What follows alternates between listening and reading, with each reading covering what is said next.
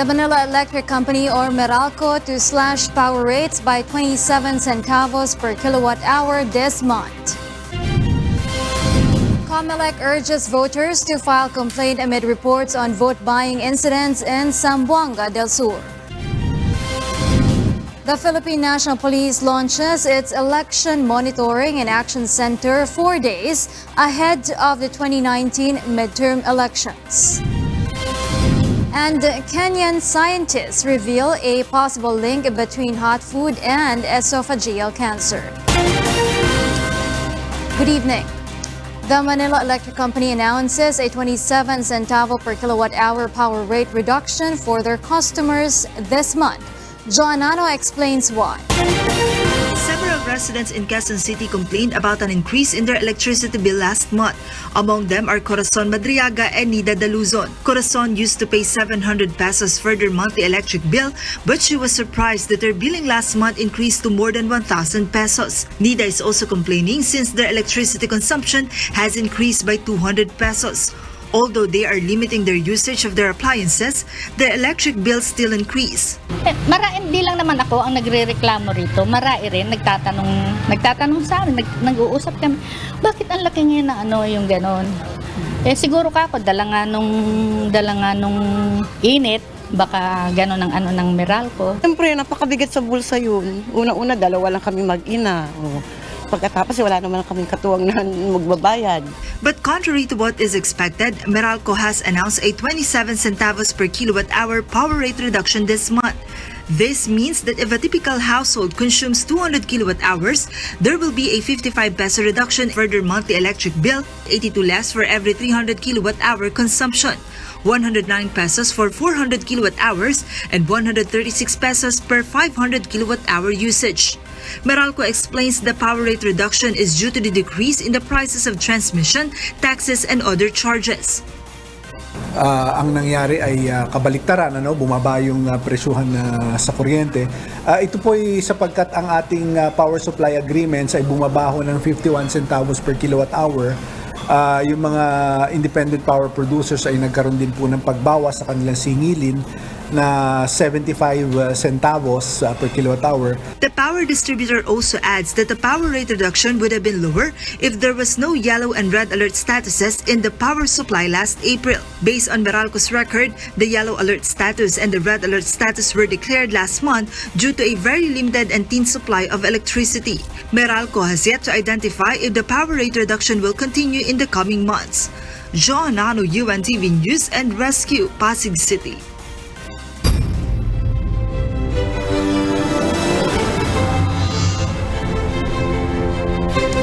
An alleged vote-buying incident was reported by concerned citizens to UNTV News and Rescue. Meanwhile, the Commission on Elections urges voters to report any politicians who are buying their votes. Vincent Arboleda tells us why. Concerned citizens presented a cell phone video to the UNTV News team that shows an alleged vote-buying incident in Zamboanga Del Sur.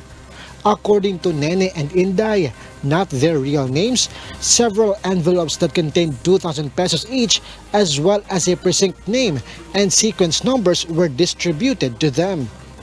The two claimed the incident happened in the municipalities of Tambuling, Josefina, Ramon Magsaysay, and Mulave in Zamboanga del Sur. Ay sulod nga 2,000 panghatag nila kaniha. Karang papel nga imong gunitan ma'am, usa po na siya ma'am. Ambot wala mo ko kasabot ano yung para unsa kay gibutangan ra man nila ngalan o household member, dayon ngalan, precinct number, dayon sequence number. Lang gipumalit ang mga kuanang butang nito iba na sa panghatag nga kwarta. Lang kada balay-balay lang atuon.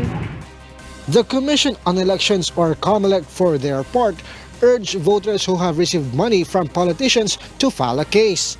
Attorney Remlani Tambuang, the regional director of Comelec Region 9, said a report must be filed before they could act on the matter. Kung sa ganyan natatago pa siya, paano natin maksyonan yan? Sino ang kakasuhan natin? Dapat sabihin niya kung saan galing, kasi vote buying na yan.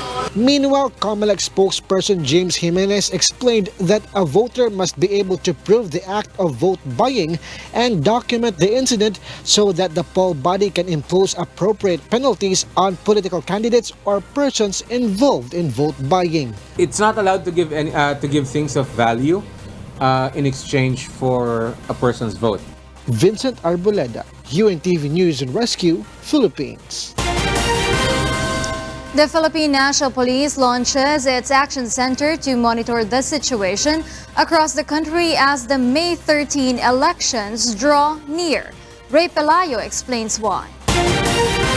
Equipped with state-of-the-art communication facilities, the Philippine National Police or PNP has set up the National Election Monitoring Action Center in Camp Crame, PNP's national headquarters in Quezon City. PNP Chief Police General Oscar Albayalde said the room will be manned by 60 personnel who will monitor the situations in different parts of the country, especially on Election Day, May 13. Ma-video yan at isesend nila dito and we'll be able to see the situation kung ano nangyayari on the ground. The police remain on full alert with over 140,000 cops deployed across the Philippines, including new police recruits. General Albayalde stated they have not received any reports on terror plot but added that this is not a reason for the police force to be complacent. To date, there are 946 on the PNP's list of areas of concern, most of which are in Mindanao. Meanwhile, the PNP chief has reminded to rival candidates. Kahit na siguro intense yung rivalry pero wag lang magsakitan. General Albayalde said that they are not privy to have a hand on election matters but they will just leave the problems to the Commission on Elections or Comelec. Actually, wala pa kami naging experience na pwede kami makialam dun sa binigyan kami ng authority ng Comelec para makialam dun sa mga ballot boxes. Except of course, yung mga naka-assign as EBs. The PNP chief also clarified they have not authorized any political candidate to have a bodyguard except those allowed by the Comelec. Ray Pelayo, UNTV, News and Rescue, Quezon City. The 2019 midterm elections will be held next week. But before we go and exercise our rights to vote, let's find out what are the things to do and not to do on the election day itself, as Monoxon reports. For all those who will vote on May 13, here are some of the things voters must remember to avoid inconveniences during the election day. We asked an election law expert to help us give you some pointers in the coming polls. According to Attorney George Erwin Garcia, an election lawyer, one of the do's for a voter is to make a list of all the candidates he wishes to vote because it is better to think of this ahead of the election day. Pinag-aaralang mabuti yan. Ano ba ang background niya? Sino ba siya?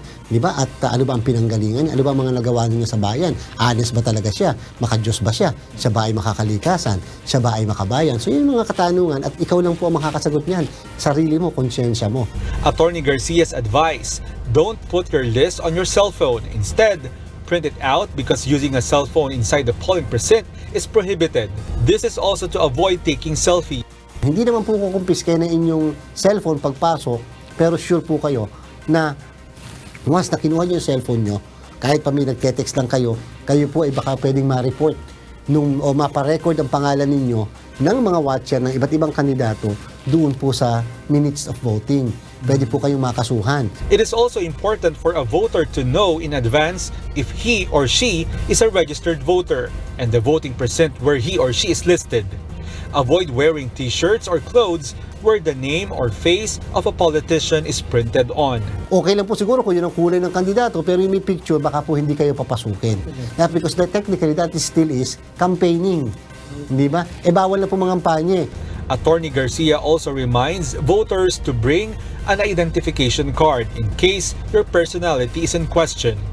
If your name is not on the list outside the polling precinct, don't hesitate to ask an election officer. Ang mga pangalan po ninyo ay pwedeng nasa loob ng presinto. Tatandaan po, pag ang pangalan ay nasa loob ng presinto, makakaboto ka. Kahit na wala sa labas. Pag ang pangalan nasa labas pero wala sa loob, hindi po kayo makakaboto. Don't let anybody else feed your ballot into the vote counting machine or VCM. It is only you who must feed it into the machine. A ballot may be inserted into the VCM for a maximum of 4 times. If in the 4th time, the machine still rejects your ballot, then your vote cannot be counted. Do remember that polling precincts are open from 6 a.m. to 6 p.m. Walang anumang pagkakataon na magsasarado ang presinto. Walang lunch break. Kaya sahod ang kakain ng merienda, tanghalian, merienda sa hapon o dinner, wala po dire-diretso kahit sila ay kumakain. Tuloy-tuloy po ang pagboto natin. And lastly, don't forget to have your finger marked with indelible ink as proof that you are done casting your vote. All of this are indicated in the Omnibus Election Code of the Philippines. All violators may be penalized and be jailed from 1 year up to 6 years.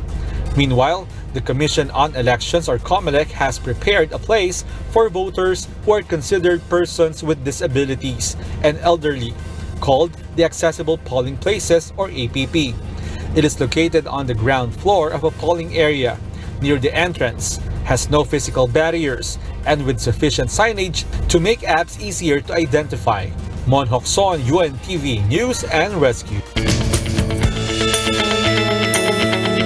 Scientists in Kenya are investigating possible connections between food and beverage temperatures and esophageal cancer. Nina Armilio tells us why. Preliminary findings by scientists suggest that people who like their food and beverages to be warmer than 60 degrees Celsius are at a higher risk of developing esophageal cancer. In Kenya, hot food is widely believed to be healthier, while cold food is viewed as dull and unsatisfying. Most people prefer hot or warm food because this is the cold season. If you eat cold food, it will affect you. But if you eat hot food, you will feel warm and energetic. For years, researchers have sought to establish the effects of very hot food on the esophagus, the tube through which food travels to the stomach. A study published in the journal Cancer Epidemiology identified thermal injury from hot food and beverages as a possible cause of esophageal cancer. It is an irritant. Heat, you're causing ulceration of the lining of the esophagus and the throat. And once you cause this constant damage to the lining, it leads to mutation and finally leads to cancer. So it's carcinogenic to cause constant irritation of the mucous lining. Researchers found that tea drinkers who like their tea to be warmer than 60 degrees Celsius and drank more than 2 large cups daily have a 90% higher risk of developing esophageal cancer. This is bad news for tea drinkers in Kenya's western region, who are among those taking the hottest tea in the world. Their beverage is usually 72.1 degrees Celsius. The ideal temperature is the body temperature, which is about 37 degrees centigrade. Anything above that will be damaging the cells. The cells are designed to survive within the body temperature.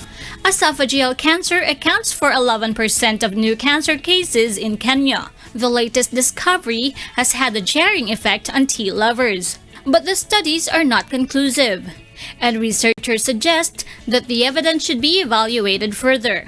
As scientists seek a conclusive answer, tea lovers begin to grapple with the idea that hotter might not be better after all. Food should not be too hot or too cold. It should be warm. Nina Armilio, UNTV News and Rescue.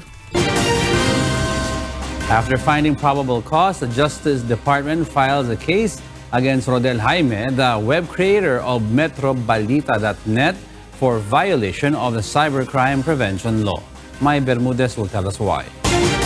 27-year-old Rodel Jayme, the creator and administrator of the website and Facebook page of MetroBalita.net used in uploading the Ang Totoong Narco List video series, was sued in court on Tuesday. The Justice Department filed the charges against Jayme earlier today at the Parañaque Regional Trial Court over inciting to sedition and violation of the Cybercrime Prevention Law. Na-file na namin this morning, although we still have to await for the copy, receipt copy. Based on the prosecution panel's resolution, the National Bureau of Investigation or NBI's arrest of Jayme is valid and that there are grounds to file charges against him. one of the elements or the acts being punished under Article 142 is publishing or circulating scurrilous libels against the government, and it's truly constituted of articles. So by posting and sharing the videos coupled with the other evidence presented by the NBI, we found that there was intent on the part of accused Jayme to stir up people's emotions, to weaken their confidence to the government. Attorney De Vanadera added that although Jayme was not caught in the act, his actions have destructive effects. Why was he still committing a crime at the time? Because the videos were being circulated online, and so it was being still picked up by Filipinos and other persons, which would lead or tend to lead to a disturbance or disloyalty to the government. Meanwhile, the Integrated Bar of the Philippines, or IBP, continues to scrutinize the identity of Peter Jomel Advincula, the person who introduced himself as alias Bikoy and sought legal assistance. Well, that will also be weighed in dun sa kanyang credibility. So, yung lumalabas ngayon ay mukhang balita na sinasabi niya, I was a convict before. That is a fact that cannot be disregarded. But the IBP Davao City chapter does not support the IBP national statement. IBP Davao City chapter said Bikoy must not be supported because the organization must remain non-partisan and without any political interests. Mai Bermudez, UNTV News and Rescue, Manila. The National Bureau of Investigation is eyeing to subpoena the self-confessed Bikoy, allegedly involved in the controversial series of videos linking the First Family as well as other personalities in the illegal drug trade. April Senadosa explains why. The National Bureau of Investigation, or NBI, has plans to subpoena Peter Jomel Advincula, the self-confessed Bikoy involved in the series of videos linking President Rodrigo Duterte's family and friends as well as other personalities into the illegal drug trade. Titingnan natin kung saan natin pwede i-serve yung subpoena, either dun sa last known address niya or kung saan siya pwede malocate. Advincula surfaced and identified himself as Bikoy before the Office of the Integrated Bar of the Philippines, or IBP, yesterday to seek legal assistance in filing a case against the personalities the character Bikoy is mentioning on the videos entitled Ang Totoong Narcolist, such as former Special Assistant to the President Bongo, presidential son Paulo Duterte, and Manasseh Scarpio, the husband of Davao City Mayor Sara Duterte. He also claimed there are threats to his life. According to NBI Cybercrime Division Chief Vic Lorenzo, the agency wants to personally talk to Advincula to hear his side of the story. Lorenzo added the NBI has a lot of questions as they need to validate his identity. Bine-verify na namin yung pagkatao ni yung nagpakilalang Bikoy, yung Peter Advincula nga. At may mga nakikita na rin kami mga record sa kanya, criminal record sa kanya. Walang drugs kaming nakita doon sa records niya. Advincula has admitted he was charged with estafa in 2012 due to the documents he signed when he was still working as a marketing executive for Vita Plus, a multi-level networking business. He was sentenced with 6 years in prison but was released in 2016 due to good behavior. Aside from estafa, the NBI chief said Advincula had faced swindling and large-scale recruitment cases. Advincula has also insisted he scanned the code of Go's tattoo multiple times. However, Go has denied Bikoy's accusations by showing his back before the media and Senate President Tito Soto earlier to prove he doesn't have any tattoo. According to the NBI, there are doubts in Advincula's integrity. Highly questionable yung integrity niya kasi when you lie, when you are lying all your life and scamming all your life, walang credibility on your allegations eh. Saka kung iisipin mo, again, may mga questions kami. May sinasabi siya na yung mga barcodes ng tattoo na supposedly sa mga personalities, ini-scan nila yon. Ang question is, can you really imprint a barcode or QR code to someone's skin? Napakahirap yata yun.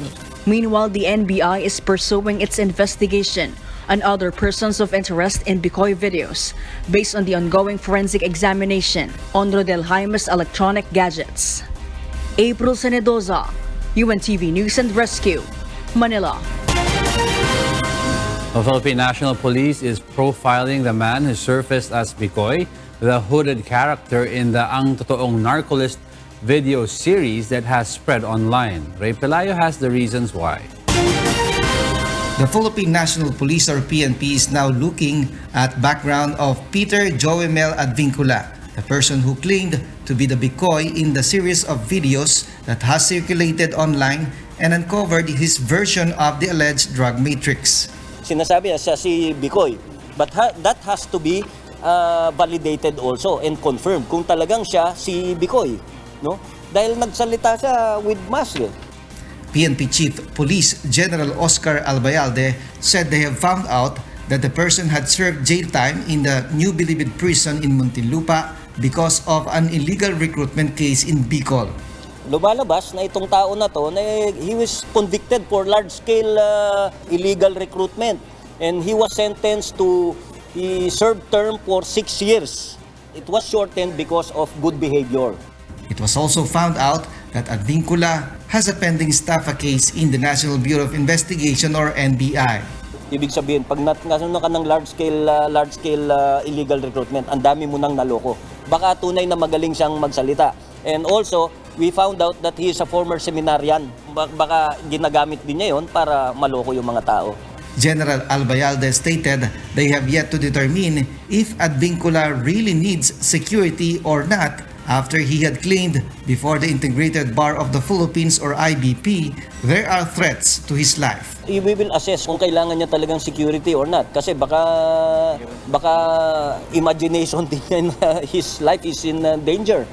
If he is confirmed to be the Bikoy on the videos, Advincula may be charged with cyber libel, the general said. Ray Pelayo, UNTV News and Rescue, Quezon City. Malacanang is confident there are certain personalities behind Bikoy that will be revealed sooner than later. These people are different from the personalities linked in the alleged Aus Duterte matrix, the palace said. Rosa Licos reports the reasons why.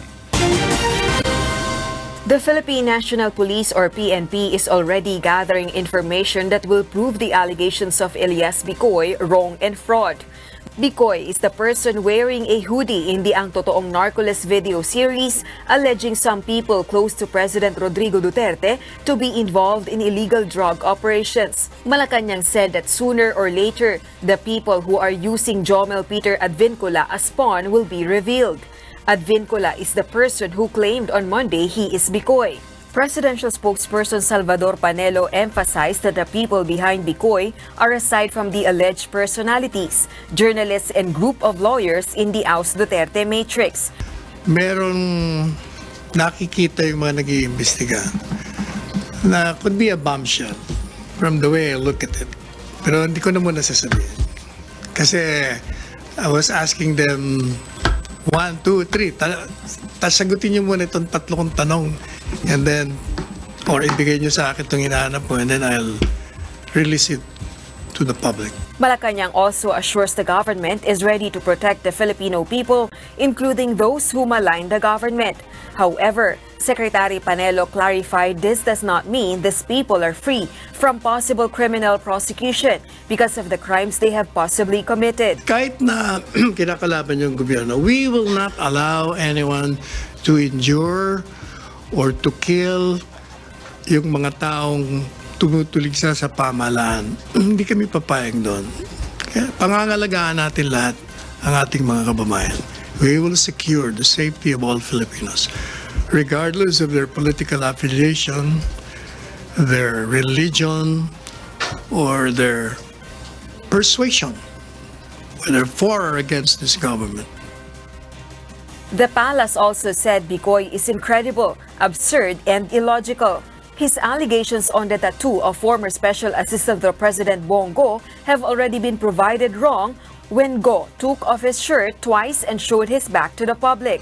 The palace also pointed out about some officers of the Integrated Bar of the Philippines who may have unwittingly allowed their facilities to be used by the man who claims to be Bikoy. Meanwhile, though President Duterte is already aware about Advincula revealing himself as Bikoy to the public, he is leaving the investigation up to the authorities. Rosa Licoz, UNTV News and Rescue, Malacanang.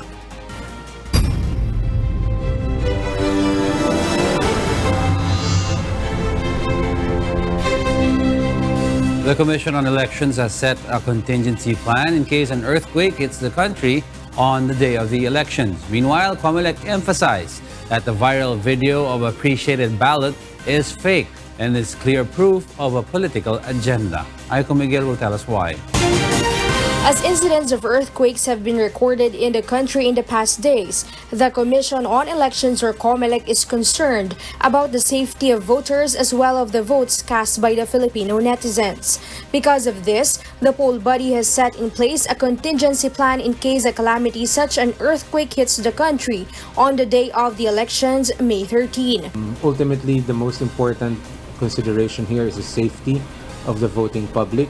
And we want to make sure that if there are voting precincts operating in those areas, that they should be safe and that they have not been damaged by either the primary quake or the aftershocks. The Board of Election Inspectors or BEIs have been tasked to secure the vote counting machines and ballots inserted into the machines in case of an earthquake. If there are machines and unused ballots trapped inside a polling precinct, every person in the polling place will be instructed to exit the area and the polling place will be locked. What do you do with the ballots that are already on the tables?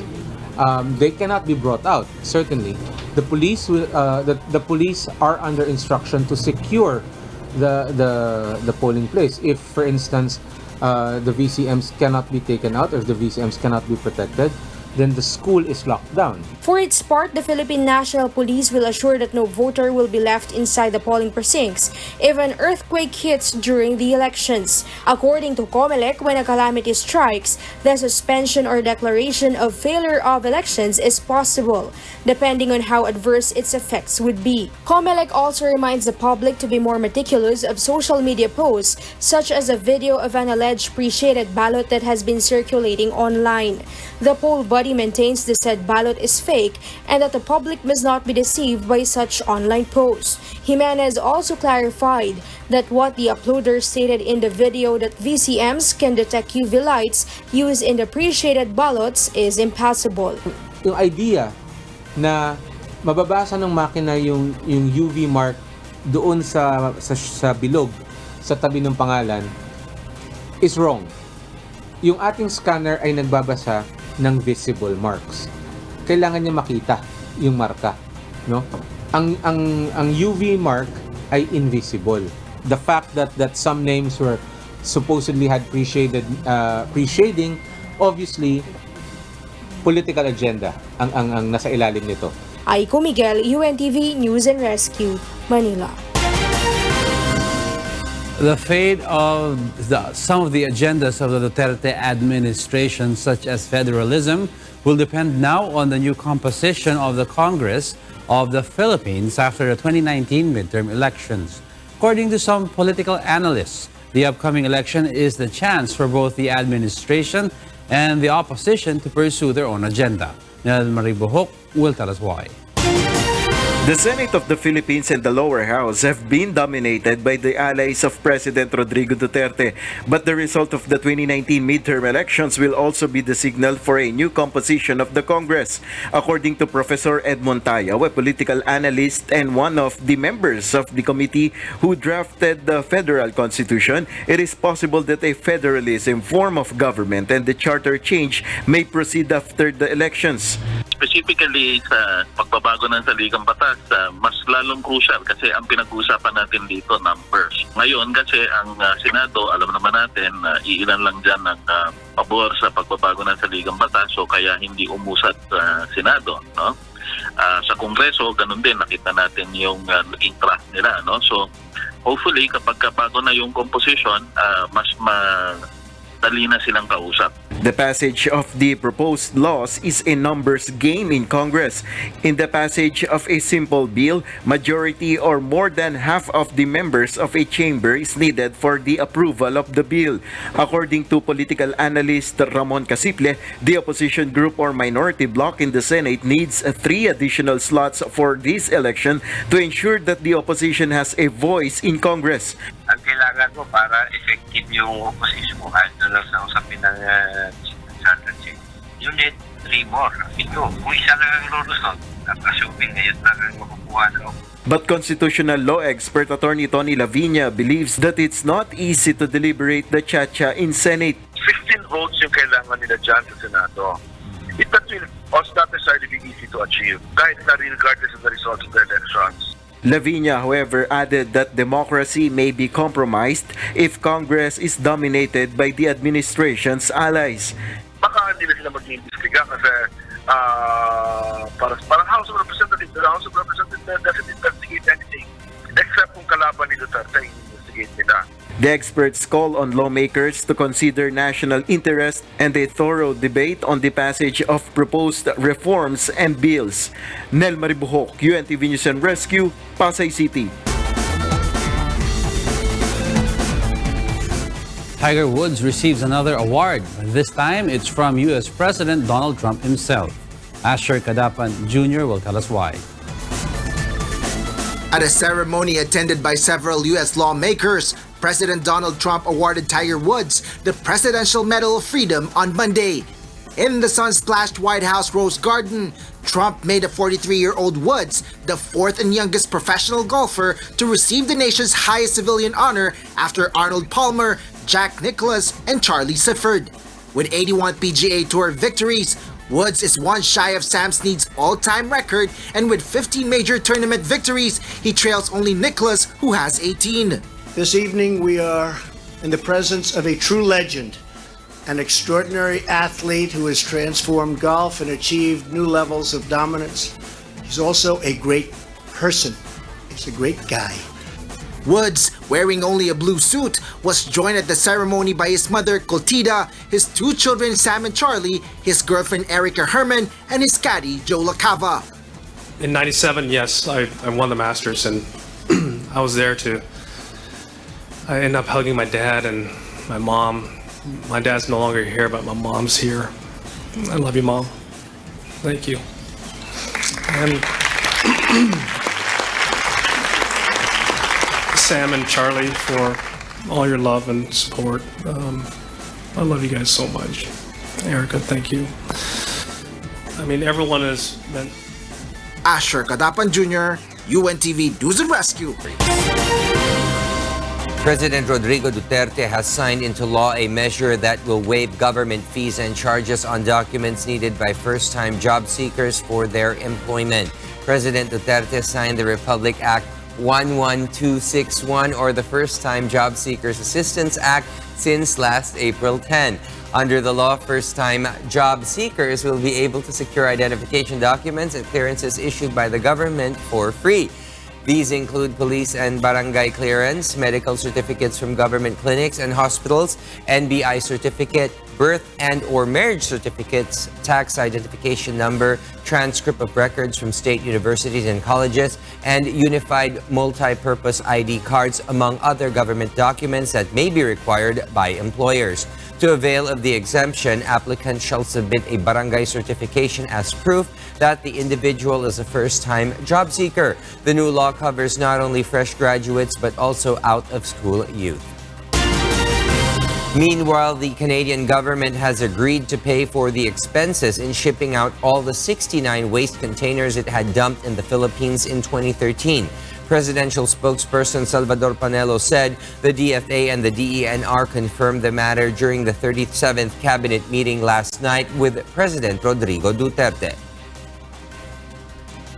They were given, the president gave May 15 as a deadline. If they cannot get that, then we will be shipping them out and throw them to the shores or beach of Canada. In April, President Duterte issued a stern warning saying he would declare war against Canada if it failed to remove its trash illegally exported to the country, and emphasized that he would no longer allow the North American country to turn the Philippines into a dump site. In response, the Canadian Embassy to the Philippines reiterated its government's commitment to working collaboratively with the government of the Philippines to ensure the material is processed in an environmentally responsible way.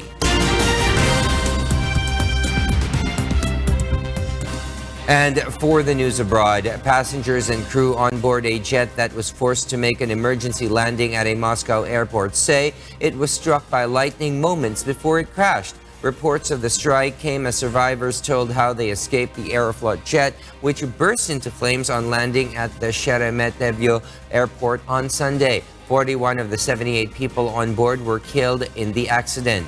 Investigators probing the cause of the crash have made no official comment on the claims it was hit by lightning. In other news, 2 Reuters journalists jailed in Myanmar for their reporting on the Rohingya crisis have been freed. Kath Maraos will tell us why. Walone, 33, and Kiao Seu, 29, were released after spending more than 500 days behind bars on the outskirts of Yangon. The 2 reporters had been convicted under the Official Secrets Act and sentenced to 7 years in jail, in a case that raised questions about Myanmar's progress towards democracy and sparked an outcry from diplomats and human rights advocates. Swamped by media and well-wishers as they walked through the gates of insane prison, a grinning Walone said that he would never stop being a journalist. Inside in the prison and also around the world, people who are wishing to release us. So I would like to say thank you very much for everything. I'm really happy and excited to see my family and my colleagues. And I can't wait to go my newsroom now. Now, both men are reunited with their families. Walone's wife only discovered she was pregnant after her husband's arrest. He has only seen his daughter a handful of times on her visits to prison. Reuters editor-in-chief said the reporters, who last month won the prestigious Pulitzer Prize from their reporting, had become symbols of press freedom. We are enormously pleased that Myanmar has released our courageous reporters, Walone and Kiao Seu. Since their arrest 511 days ago, they have become symbols of the importance of press freedom around the world. We welcome their return. The journalists were released along with thousands of other prisoners as part of mass amnesties that take place annually around Myanmar's New Year. Kat Dumaraos, UNTV News and Rescue. U.S. Secretary of State Mike Pompeo on Monday expressed concern over Chinese and Russian investments in the Arctic and called on both countries to act responsibly in the region. Speaking as he arrived in Finland for a meeting of the Arctic Council, Pompeo said Russia's activities, including plans for new shipping channels from Asia to Northern Europe, deserve a closer look. China has observer status in the Arctic Council, but that status is contingent upon its respect for the sovereign rights of Arctic states. The U.S. wants China to meet that condition and contribute responsibly in the region. But China's words and actions raise doubts about its intentions. The United States and Arctic nations welcome transparent Chinese investments that reflect economic interest and national security ambitions. Turkey's electoral body has been condemned for ordering Istanbul's local elections to be reheld after an opposition victory in March. Jovic Burmas tells us why. Turkish authorities on Monday scrapped the result of a vote for Istanbul mayor lost by President Tayyip Erdogan's candidate, responding to calls by his AK party for a rerun, in a move that hit the lira and drew opposition accusations of dictatorship. The High Election Board ruled that a fresh Istanbul mayoral contest will be held on the 23rd of June.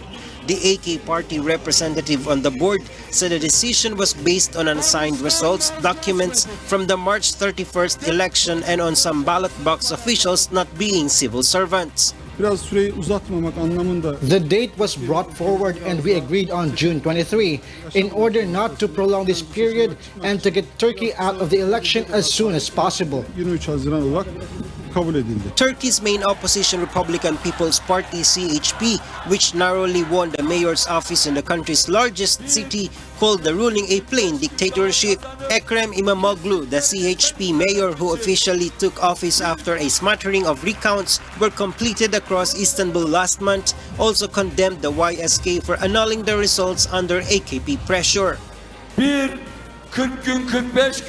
may have pressed and obtained a decision to win 40 to 45 days to cover their dirt. But let me tell you, we will reap back our rights with a smile on our faces, as well as hope, love, and respect. The AKP had appealed for an election rerun after initial results, and a series of recounts showed it had lost control of Istanbul for the first time in 25 years. It was a shock loss for Erdogan, who in the 1990s served as the city's mayor and had campaigned hard ahead of the nationwide local vote. His first electoral test since last year's sharp currency crisis tipped the Turkish economy into recession. Turkey held a rerun of general elections in 2015, when the AK party failed for the first time since its founding to form a single-party government. In a repeat election, AK party found the support to form it again. Jovic Burmas, UNTV News and Rescue, Europe. A 13-year-old boy successfully hacked a drone in a stunt aimed at showing how vulnerable web-connected devices are to attacks. Kath Dumaraos will tell us why. Ruben Paul, who calls himself Cyber Ninja, took control of the drone in front of an audience at a global cybersecurity conference in Cape Town, South Africa. The youngest white hat hacker was able to fly the drone, access its camera and its data. The stunt was designed to show the vulnerability of the Internet of Things, Paul said. The IoT refers to internet-connected machinery and household devices that can collect and exchange data using embedded sensors. So your smart homes, your smart devices, your smart toys, all of this is connected. And this is the technology that's going to be going into future devices such as autonomous cars, flying cars, things like this. Kaspersky Labs said the rapid growth of internet-enabled devices and the need to deliver them to market quickly often left security overlooked. Consumers rarely pay attention to their device security, it added. The company said there are 7 billion internet-connected devices in the world, with numbers expected to rise. Technology is only going to get bigger, and that's the world we're going to be moving into. So make sure that it's secure now so that later we won't have to regret it. Drone sightings caused 3 days of travel chaos at London's Gatwick Airport in December 2018, resulting in the cancellation or diversion of about 1,000 flights at an estimated cost of more than £50 million. In January, the Federal Aviation Administration said 43 flights into New Jersey's Newark Liberty International Airport were required to hold after a nearby reported drone sighting. Paul has gained media attention in the past for his cybersecurity exploits, speaking at conferences across the world, and his hacking of smart toys. The teenager, who founded a cybersecurity awareness and education organization for young people, also has a black belt in Chinese martial art Kung Fu and has competed in U.S. national gymnastics competitions. Kat Dumaraos, UNTV News and Rescue. Over 120,000 participants run at the Wings for Life World Run 2019, with the last male and female winners both from Russia. Here's why from Ferdy Petalio. With the theme Run for Those Who Can't, Wings for Life World Run was held on May 5th with runners and even wheelchair participants in 72 countries, all exactly at the same time, including Melbourne, Australia, Taiwan, Canada, Brazil, New Zealand, and a lot more. Now in its 6th year, the Wings for Life World Run is held on the first weekend of May since 2014 to collect funds for the not-for-profit foundation Wings for Life. According to the Wings for Life World Run's website, 100% of the entry fees goes directly to the spinal cord research.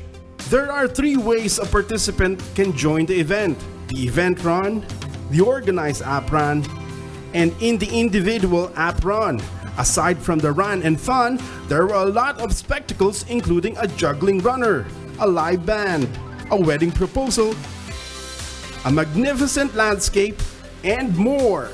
David MC, a participant from Switzerland, paralyzed for years due to spinal cord injury, said he was thrilled to break his personal record, even if he did not win the race. I was really pumped today. I was excited to get it started, and especially the beginning, all the people passing by, clapping. That was breathtaking, yes, really cool. And now, I mean, that was a record. My max was 6 minutes. Now we did 30. I took 5-6 breaks, but I'm glad we did it up the hill, and cool to be here. Ivan Motorin and Nina Zarina, both Russians, claimed the men's and women's global championships with 64.34 kilometers and 53.72 kilometers respectively. This year saw runners and wheelchair participants cover 1,103,276 kilometers in 323 locations, organizers said. Ferdy Petalio, UNTV News and Rescue. The Duke of Sussex was absolutely thrilled with the birth of his first child, but is yet to announce the royal baby's name. Jovic Permas will tell us why. The Duchess of Sussex has given birth to a boy, the Duke of Sussex has announced. A beaming Prince Harry said they were absolutely thrilled and thanked the public for their support. He said Meghan and the baby were doing incredibly well, adding that they were still thinking about names for the infant, who was delivered at 5:26 British Summer Time. Yes, I'm very excited to announce that Meghan and myself had a baby boy early this morning, a very healthy boy. Mother and baby are doing incredibly well. It's been the most amazing experience I can ever possibly imagine. How any woman does what they do is beyond comprehension, but we're both absolutely thrilled and so grateful to all the love and support for everybody out there, from everybody out there. It's been amazing, so we just wanted to share this with everybody. Buckingham Palace said the baby weighed 3.2 kilograms and that the Duke was present for the birth. The baby boy is 7th in line to the throne, behind the Prince of Wales, the Duke of Cambridge and his children, Prince George, Princess Charlotte and Prince Louis and Prince Harry. He is the Queen's 8th great-grandchild. Speaking after the birth, Harry said the child had been a little overdue and that he planned to make another announcement in 2 days' time so everyone can see the baby. I haven't been at many births. This is definitely my first birth, but it was amazing, absolutely incredible. And as I said, I'm so incredibly proud of my wife. And as every father and parent would ever say, you know, your baby is absolutely amazing, but this little thing is absolutely to die for. So I'm just over the moon. The baby is a dual citizen, having automatically acquired US citizenship via Meghan at birth. London's BT Tower displayed words of congratulations to the couple, while royal supporters lined the streets of Windsor as news of the royal baby's arrival came to light. A framed notice of birth has been placed on display on a ceremonial easel on the forecourt of Buckingham Palace to confirm the birth of the Duchess of Sussex. The Buckingham Palace said the Queen and the other members of the royal family were delighted by the news. In an Instagram post, Kensington Palace said the Duke and Duchess of Cambridge were delighted at the news and look forward to meeting the latest addition to the family. Jovic Permas, UNTV News and Rescue, London, United Kingdom. And those are the reasons behind the news this May 7th, 2019. On behalf of Rina Villamor Camara and Angelo Castro III, I am William Theo, and before we close, we'll recap with today's significant sound bites. Because we need to know, we will always ask why. Good evening.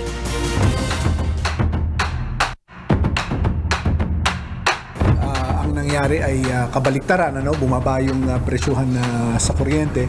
Ito po ay sapagkat ang ating power supply agreements ay bumabaho ng 51 centavos per kilowatt hour.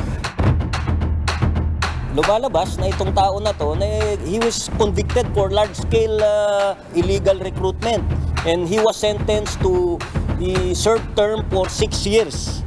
And also, we found out that he is a former seminarian. Baka ginagamit din niya yun para maloko yung mga tao.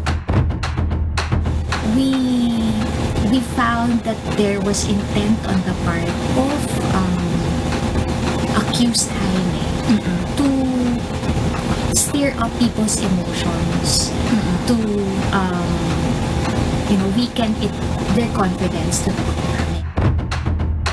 Merong nakikita yung mga nag-iimbestiga na could be a bombshell from the way I look at it.